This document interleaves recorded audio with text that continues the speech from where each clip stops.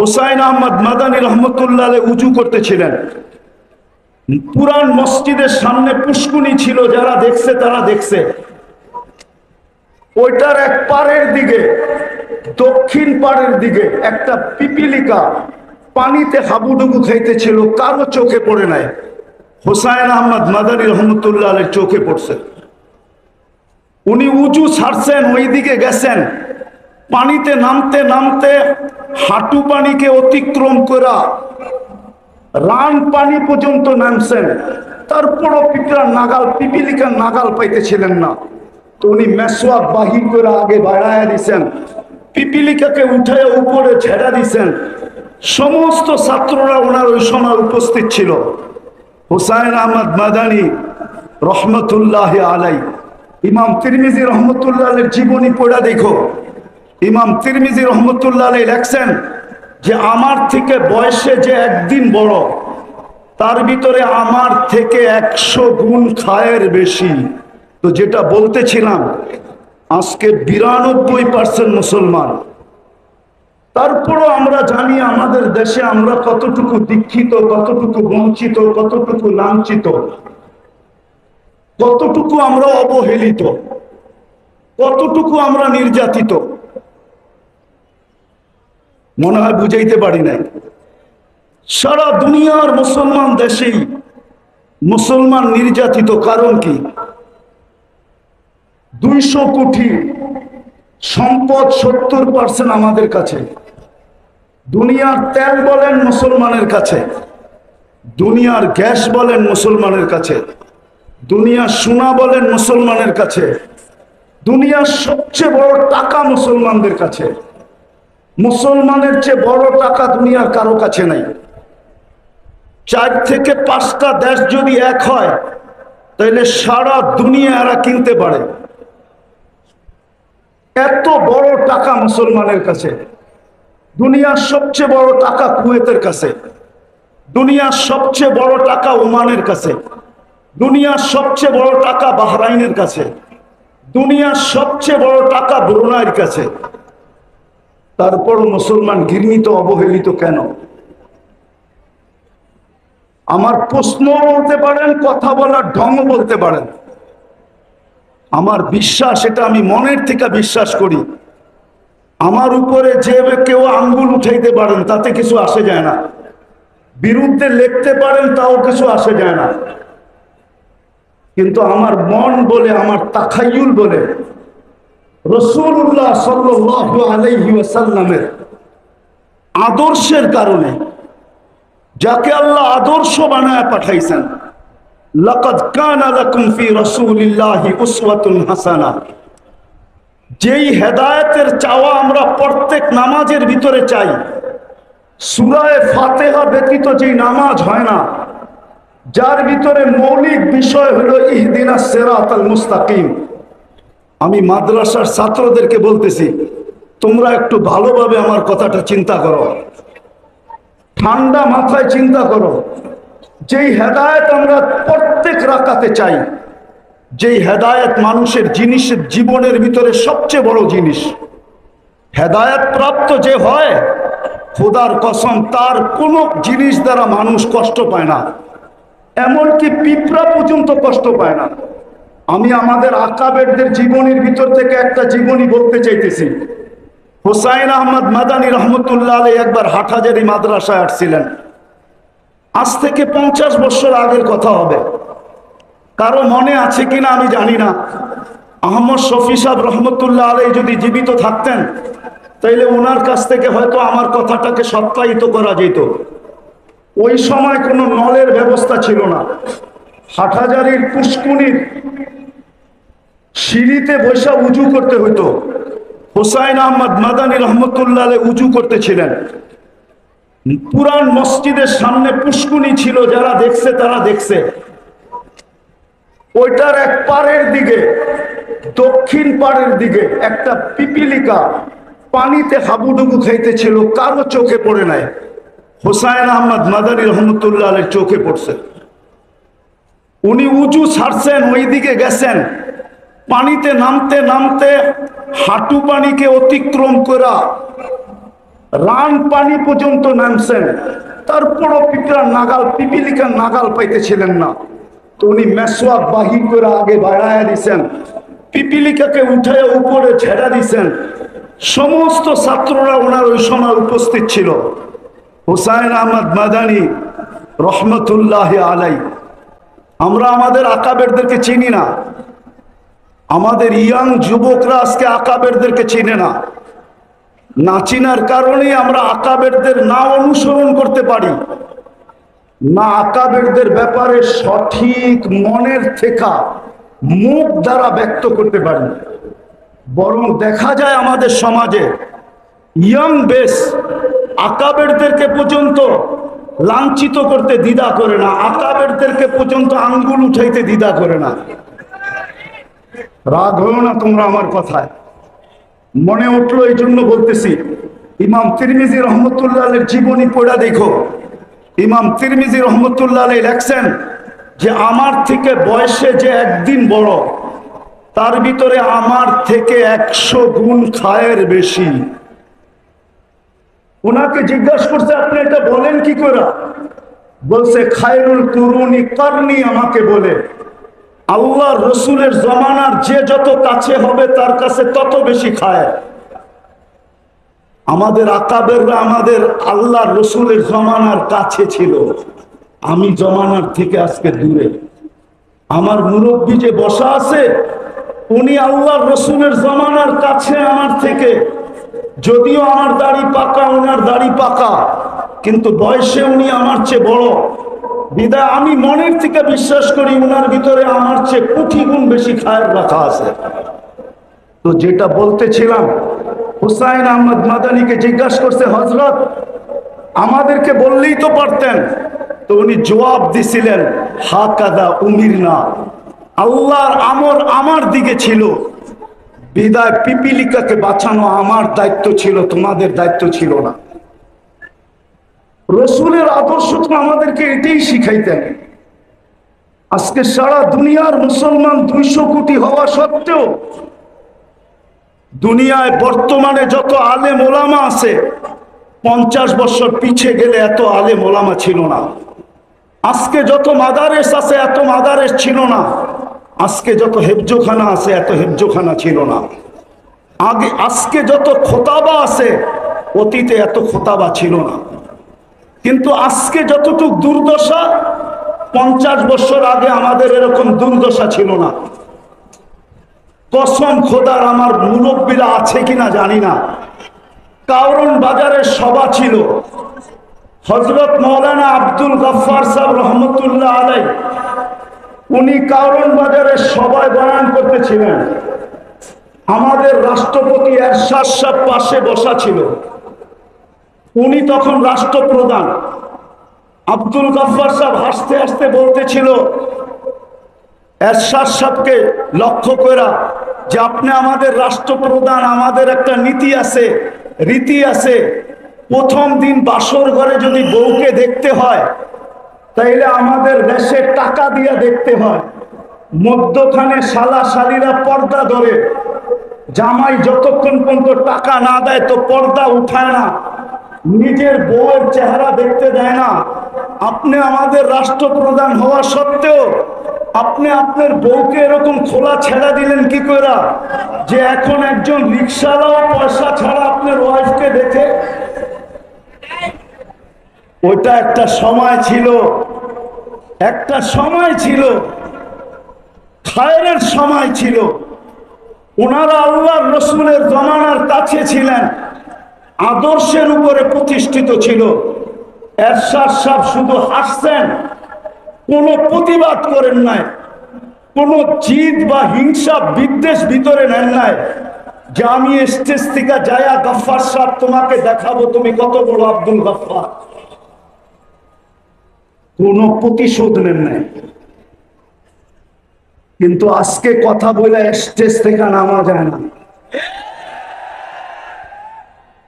কথা বইলা স্টেজে বসেও থাকা যায় না। কেন এই দুরবস্থা? আমার প্রশ্নের জবাব দেন আপনারা, কেন এত দুরবস্থা? টুপিওয়ালা তো আগের চেয়ে বেশি, দাড়িওয়ালা তো আগের চেয়ে বেশি, নামাজি তো আগের চেয়ে বেশি, তাবলিগওয়ালা তো আগের চেয়ে বেশি, ওয়াজ নসিহত তো আগের চেয়ে বেশি। আমি কথা শেষ জায়গায় চলে আসছি। আজকে আমরা আল্লাহর রসুলের আদর্শকে শুধু একটা ব্যানারে আবদ্ধ করছি। সিরাত শুধু ব্যানারে আবদ্ধ আমাদের জীবনে না।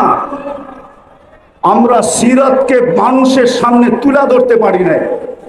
রাগ হবেন না, পায়ে হাত রাখি।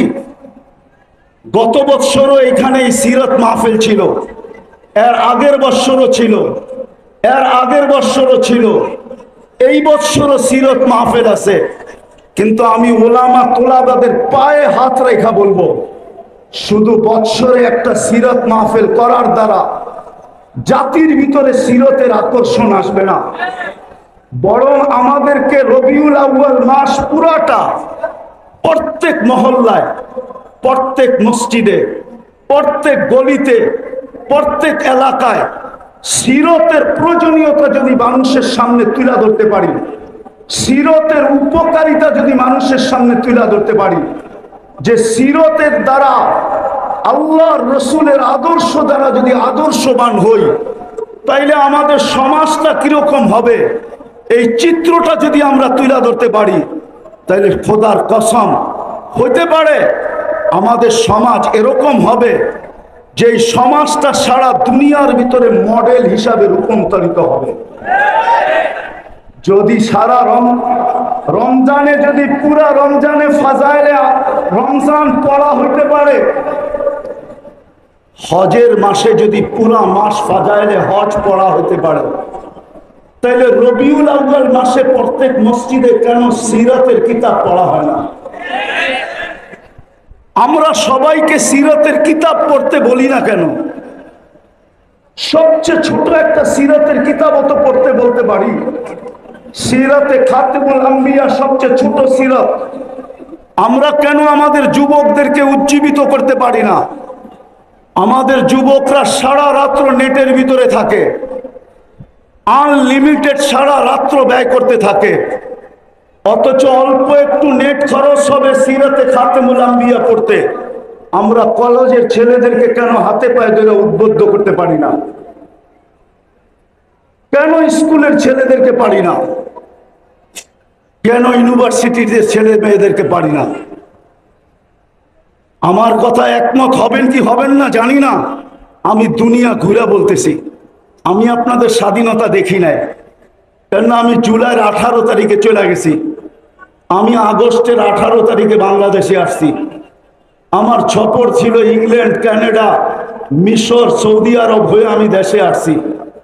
আমাদের এখন সময় আসছে, আমাদের উচিত স্কুল কলেজ সর্বত্র, আমাদের উচিত বিশেষ করে ওলামা তোলাবাদের উচিত এই রবিউল আউয়াল মাসটাকে কেন্দ্র করা প্রত্যেক গলি গলি সিরতের প্রয়োজনীয়তা বয়ান করা, প্রত্যেক মসজিদে সিরতের তালিম করা, আল্লাহ রসুলের আদর্শ সর্বক্ষেত্রে ছাড়ার কারণে আজকে আমরা নিজের দেশেও লাঞ্ছিত, বিদেশে তো লাঞ্ছিত, লাঞ্ছিত অন্যের হাতে তো লাঞ্ছিত, লাঞ্ছিত আমরা নিজেদের হাতেও লাঞ্ছিত।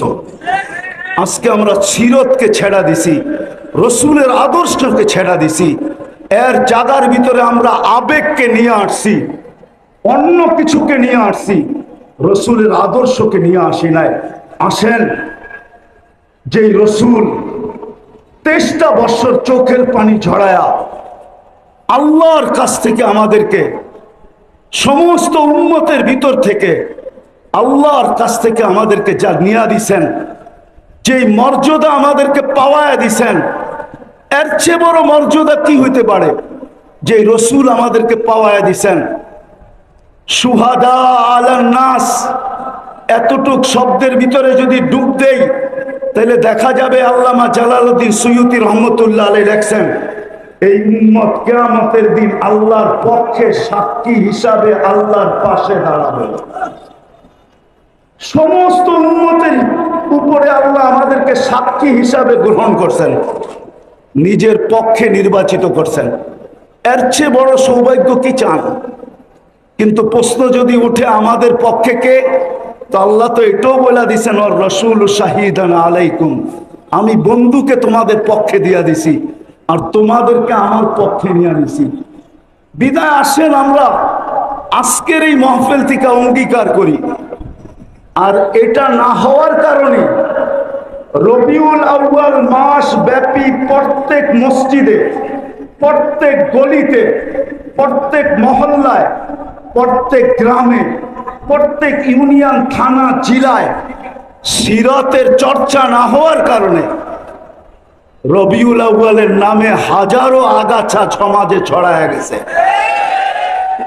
যতই চিৎকার দেন, এই চিৎকারে দিলের মহব্বত বাহির করা যাবে না। যদি মহব্বত বাহির করতে হয় তাইলে ওইটাকে আগে ডিলেট করতে হবে, আর নবীওয়ালা মহব্বত দিয়া ওইটাকে ধুইতে হবে, নাইলে এই আগাছা দূর করা যাবে না, যে আগাছা রবিউল আউয়ালের নামে বাংলাদেশে ছড়ায় গেছে। আপনি বলবেন, আপনি যে প্রপোজাল দিলেন যে সারা মাস প্রত্যেক মসজিদে সিরাতের তালিম, সিরাতের আলোচনা, গলিতে, মহল্লায়, হাটে, বাজারে, প্রত্যেক গ্রামে, এরকম কি দুনিয়ার কোনো দেশ আছে? আমার সাথে চলেন, আমি আপনাদেরকে দেখায় দেব। আমি ওই দেশে গেছি, একবার যাই না, 6 বার গেছি। আর একবার আমি ওই মাহফিলে নিজে গেছি। আমার যাওয়ার কথা ছিল 1 সপ্তাহ পরে, আমাকে ওনারা চিঠি পাঠাইছেন, আমাদের এখানে 1 মাস সুদানে সিরতের আলোচনা হয়, টানা 1 মাস, রবিউল আউয়ালের 1 থেকে নিয়ে 30 তারিখ পর্যন্ত। আপনি যখন আসবেন তো 1 সপ্তাহ আগে আসেন। আপনি আরবি না বলতে পারলেও ভাঙ্গা ভাঙ্গা যা বলতে পারেন, আমরা আপনার মুখ থেকে কিছু শুনতে চাই।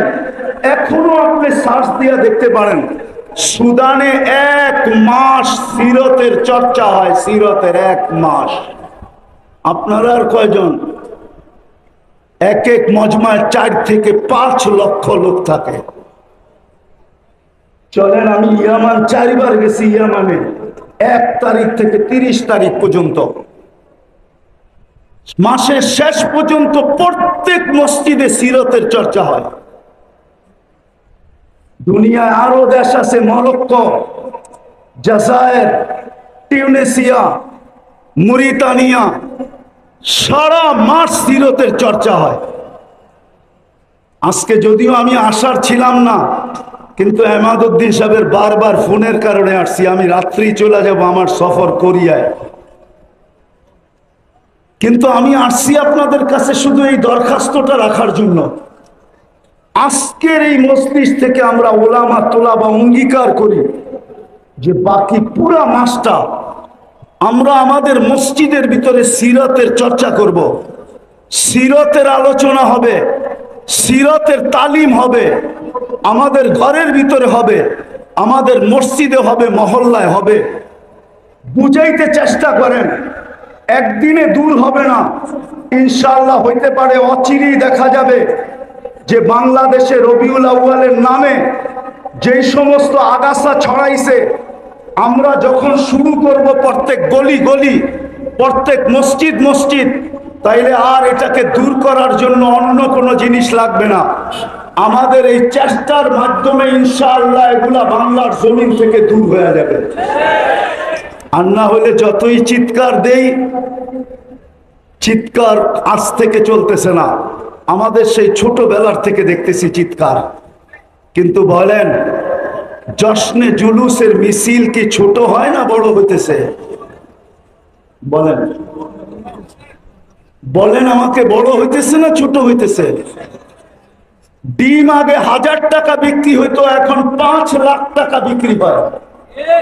ডিমের দাম বাড়ছে না কমছে? ডিমের দাম বোঝেন? মনে হয় ডিমের দাম আপনারা বোঝেন না। আপেলের দাম 1000 টাকা ছিল, এখন 1 লাখ টাকা হয়েছে। চিনেন আপেলের দাম? জানেন তো না আপেলের দাম? কিন্তু আমি তো ঠান্ডা মানুষ, এই জন্য আপনাদের চিৎকার ওঠে নাই। নাইলে বাংলাদেশ ছাড়া ইম্পোর্টেড আইটেম হয় না। যার দেশের ভিতরে যার কোনো পরিচিতি নাই, যাকে মহল্লায় পর্যন্ত কাউকে চিনে না, তার এলাকায় পর্যন্ত চিনে না, তার হাতের ছোঁয়ার ডিম বিক্রি হয় চিটাগাঙ্গে 5 লাখ টাকা, 5 লাখ টাকা। মনে হয় বুঝাইতে পারি নাই, মনে হয় বুঝাইতে পারি নাই। কি বুঝছেন? তৈয়ব স্যার হাতের ডিম, উনি তো নাই, ওনার ছেলের হাতের ছোঁয়া ডিম বিক্রি হয় লাখ লাখ টাকা। উনি পাকিস্তান থেকে ইম্পোর্টেড মাল। একটা আপেল বিক্রি হয় লাখ টাকা। বিশ্বাস হয় না? মনে হয় হয় না? না না, হয় না আপনাদের। আমার মতো গভীর জিনিস আপনারা জানেন না, শুধু উপরে উপরে জানেন। পানিতে ফু দিলে গ্লাস বোতল বিক্রি হয় লাখ টাকা, লাখ টাকা। অথচ যাকে নিজের মহল্লায় চিনে না, যার ছেলে সন্তানের জীবনে আল্লাহর রসুলের কোনো আদর্শ নাই, পারি নাই আমরা। আমরা শুধু চিৎকার দিতে পারছি, আমরা শুধু মাঠ গরম করতে পারছি। রসুলের আদর্শ আজকে ভুলুণ্ঠিত, আমাদের জীবনে ঘৃণিত, দীক্ষিত, অবহেলিত, লাঞ্ছিত, বঞ্চিত। রসুলের আদর্শ প্রতিষ্ঠা করার জন্য, মানুষের জীবনে প্রতিফলিত করার জন্য আমরা, রাগ হেন না, আমি ইন্তেজামিয়ার বিরুদ্ধে বলতেছি না, আমরা বৎসরে একটা সিরাত মাহফিল করা মনে করতেছি আমরা রাসূলুল্লাহ সাল্লাল্লাহু আলাইহি ওয়াসাল্লামের হক আদায় করে দিছি। অথচ যে 24 ঘন্টায় 23 বছরের চোখের পানি কোনোদিন শুকায় নাই। কিতাব পড়া দেখেন, আগেও বলছি এখনো বলি, শুধু নেট কাটলে হবে না, আর রাত্রে ফেসবুকে লিখলে হবে না। কিতাব পড়েন। আল্লাহর রসুলের 23 বছরের চোখের পানি শুকায় নাই। জিবরিল আর মিকাইল জিজ্ঞাসা করছে, মা জালা আরাকা তাবকি, আপনাকে যখনই দেখি কাঁদেন কেন? বলছে উম্মতের জন্য চোখের পানি শুকায় না। ওলামাদের মজলিস হিসাবে বলতেছি, পড়েন আপনার সামরকান্দির কিতাব রহমতুল্লাহি আলাইহি। উনি লেখছেন, আমি লিখি নাই। উনি কিতাবে লেখছেন, আমি লিখি নাই। আমি বলতেছি, আপনি তালাশ করে সত্যায়িত প্রমাণ করেন। উনি লেখছে আল্লাহ রসুল কবর থেকে উঠবে, ওহুয়া ইয়াবকি ওয়া ইয়াকুল, চোখে পানি নিয়ে উঠবে আর চিৎকার দিতে দিতে উঠবে, জিবরিল ময়দান তো খালি, আমার উম্মত কোথায়? ডাইনে দেখি উম্মত নাই, বামে দেখি উম্মত নাই, সামনে দেখি উম্মত নাই, পিছে দেখি উম্মত নাই। জিবরিল সান্ত্বনা দিবে, মা শাক্কাল আরদা আহাদুন ইল্লা আনতা, আপনি ব্যতীত জমিনের উপরে কাউকে উঠানো হয় নাই, উম্মত উঠে নাই। আপনি চিন্তিত হয়েন না, আপনি পেরেশান হয়েন না, উম্মত উঠে নাই, উম্মত হারায় যায় নাই। আপনার পরে উম্মত উঠবে, যেই উম্মতের মানুষ একটা ইউনিয়ন পরিষদের চেয়ার পাওয়ার জন্য মরতে রাজি, মারতে রাজি, বুকের তাজা রক্ত দিতে রাজি, সন্তানকে এতিম করতে রাজি, নববধূকে বিধবা করতে রাজি। ওই রাসূল কিয়ামতের দিন সাল্লাল্লাহু আলাইহি ওয়াসাল্লাম মাকামে মাহমুদ পাবেন, কিন্তু উলামা বলে বসবেন কিনা? বলেন আপনারা বসবে কিনা মাকামে মাহমুদে গিয়া? বরং বুখারী রহমাতুল্লাহ আলাইহি তো বলে হাত রেখে দাঁড়ায় থাকবে। কেন বসবেন না?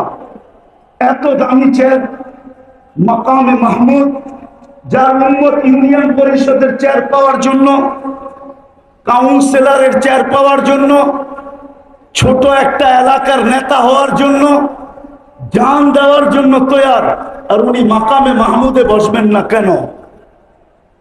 যে রসুল কিয়ামতের মাঠে বসবে না, বলবে আমি বসবো না, দুই কথা লেখা আছে, চেয়ার যদি আমাকে উড়ায়া জান্নাতে নিয়ে যায় তাহলে আমার উম্মতের কি হবে? দ্বিতীয়, আমি উম্মতের সাথে অঙ্গীকার করছি হাউজে কাউসারে সাক্ষাৎ করব। আমি অপেক্ষা করব উম্মত যেন হাউজে কাউসারে এসে অপেক্ষা না করে। তৃতীয় লেখছেন, আমি 3 জায়গায় ছুটতে থাকবো। আমি এই চেয়ারের মজা নিব তো নিব কখন? আমি তো হাউজে কাউসারে যে পানি পান করাবো, মিজানে যায় দেখবো পাল্লা কিরকম সামনে ঝুঁকে না পিছে ঝুঁকে। আমি তো পলসেরাতে ছুটা যাব, আমার উম্মত পার হইতে পারতেছে কি পারতেছে না। আমি তো ময়দানে চিৎকার দিতে থাকবো উম্মতি উম্মতি বইলা, যদিও নাকি সমস্ত নবী রসুল চিৎকার দিবে নফসি নফসি বইলা। আমি তো চিন জায়গায় চিৎকার দিতে থাকবো, ছুটবো আর দৌড়াবো আর বলবো উম্মতি উম্মতি। আমি এই চেয়ারের মজা নিব তো নিব কোথায়? ওই রসুল যিনি উম্মতের জন্য এতটুকু দিয়া গেছেন, বলেন আজকে তার আদর্শ শুধু দাড়িতেই নিবদ্ধ, শুধু টুপিতেই, শুধু পাগড়িতেই, শুধু একটা জুব্বাতেই, শুধু সকাল বিকাল জিকিরেই, শুধু দাওয়াতেই? ওই রসুল আদর্শ দিয়া গেছেন আমাদেরকে। আজকে মুসলমান ওই আদর্শের, আমি তো ফিলিস্তিনের জমিন 14 বছর আগে চলে আসছি, 14 বছর।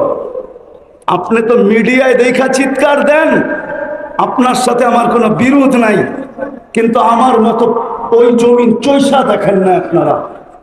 আমি অহংকার করে বলতেছি না, আগে 99টা বলতাম, আজকে 102টা বলতেছি। 102টা দেখা শেষ আমার, বাইচা থাকলে আরো দেখার ইচ্ছা আছে। আমি 14 বছর আগে ফিলিস্তিন দেখে আসছি। আপনি দিয়ে মুসা শুনছেন, কিন্তু এই চোখ দিয়ে দেখেন নাই। আপনি দিয়ে খলিল শুনছেন, যেখানে ইব্রাহিম আলাইহিস সালাম শুয়ে আছে, এই চোখ দিয়ে দেখেন নাই। আমার চেয়ে বেশি ব্যথা আপনার দিলে না, আমি বিশ্বাস করি, কেননা আমি দিয়ে মুসা দেখে আসছি। আমি ইব্রাহিম আলাইহিস সালামের ওয়াদি দেখে আসছি। ওয়াদিয়ে ইব্রাহিম, যেখানে উনি শুয়ে আছেন, ফিলিস্তিনের জমিন আমি চষে আসছি। যেই জমিনের প্রত্যেকটা বালুর কণার সাথে বরকত মিশ্রিত, ওয়া বারাকনা হাওলা। ওই জমিন যেখানে আল্লাহ ১৬ লক্ষ নবীদেরকে জীবিত করে একত্রিত করছেন, আর ওই নামাজ যেখানে মুহাম্মদুর রাসূলুল্লাহ ইমামতি করছেন, ওই জায়গার থেকে আল্লাহ রসুল আরশের টেকআপ করছেন। মক্কা থেকে বাইতুল মুকাদ্দাস পর্যন্ত রানওয়ে ছিল, বাইতুল মুকাদ্দাস থেকে টেকআপ করে উপরে উঠছেন। ওই জমিন যেখানে 70 জন জলিলুল কদর সাহেব নবীর কবর পড়া রাখা আছে। কোন কবি লিখছিলেন, এমন দেশটা কোথাও তুমি পাবে না কো খুঁজে, সকল দেশে সেরা সেজে নবীদের জন্মভূমি। ফিলিস্তিন নবীদের জন্মভূমি। আপনি তো মিডিয়ায় দেখা চোখের পানি ঝরান, আমার এখানে ব্যথায় বড়া।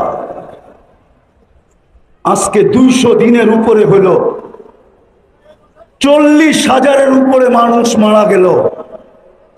ওরা প্রতিদিন 6 ওয়াক্ত নামাজ পড়ে, 5 ওয়াক্ত তো পড়েই পড়ে, আর প্রতিদিন 1 ওয়াক্ত জানাজার নামাজ পড়ে।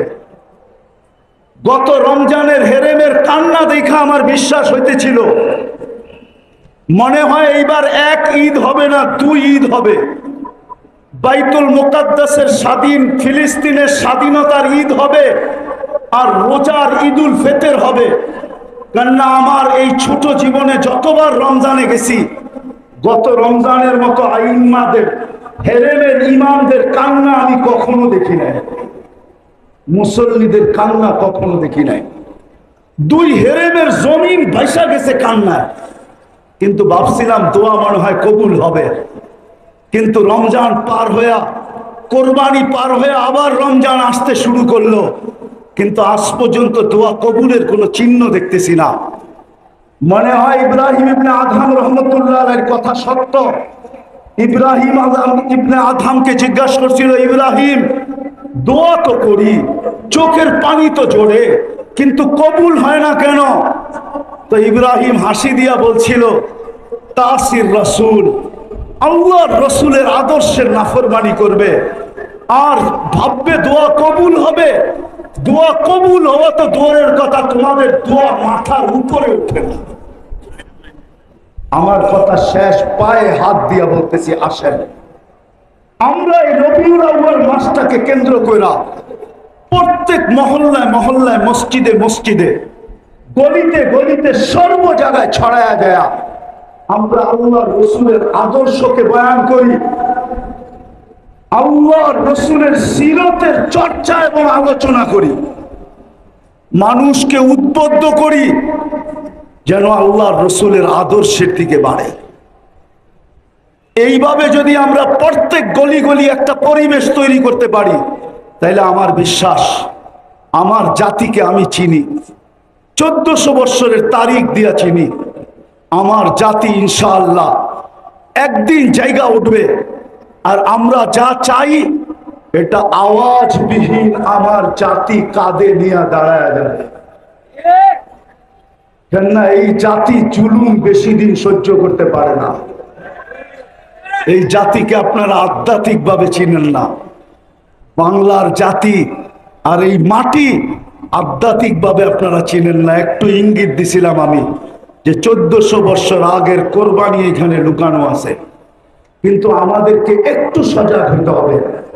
প্রত্যেক মসজিদ মসজিদ, মহল্লায় মহল্লায় আমার বিশ্বাস উলামায়ে কেরাম এইখান থেকে আজকে প্রোগ্রাম বানাবে যে আমরা ঢাকা শহরের একটা গলি রাখবো না, একটা মসজিদ রাখবো না, একটা ওয়ার্ড রাখবো না, আমরা সিরতের প্রোগ্রাম দরকার হইলে ডেইলি 5টা 10টা করব। আর আলহামদুলিল্লাহ ঢাকা শহরে উলামায়ে কেরামের অভাব নাই। একদিনে 20টাও সামলাইতে পারবে, 50টাও সামলাইতে পারবে, 100টাও সামলাইতে পারবে। আমি আপনাদের কাছে হাত জোর করে বলতেছি, আসেন আমরা একটা বৎসর কইরা দেখি, তারপরে আমাদের এখানের পরিস্থিতি কি দাঁড়ায়। যদি কথা সত্য বলে থাকি তাহলে আল্লাহ যেন এটাকে কবুল করেন, আর যদি ভুল ত্রুটি হয়ে থাকে তাহলে আল্লাহর কাছে মাপ চাই, আল্লাহ যেন মাপ করেন। সবার কাছে দোয়া চাই, আল্লাহ যেন সুস্থ সবল ভাবে আবার এই মাটিতে সফর শেষ করে আবার ফিরায় নিয়ে আসেন। ওমা আলাইনা ইল্লাল বালা।